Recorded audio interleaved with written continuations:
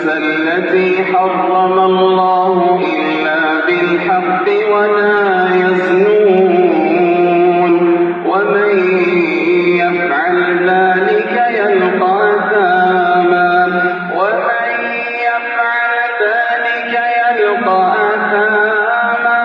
يضاعف له العذاب يوم القيامة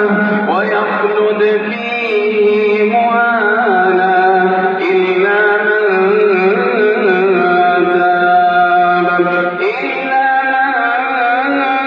تاب وآمن وعمل عملا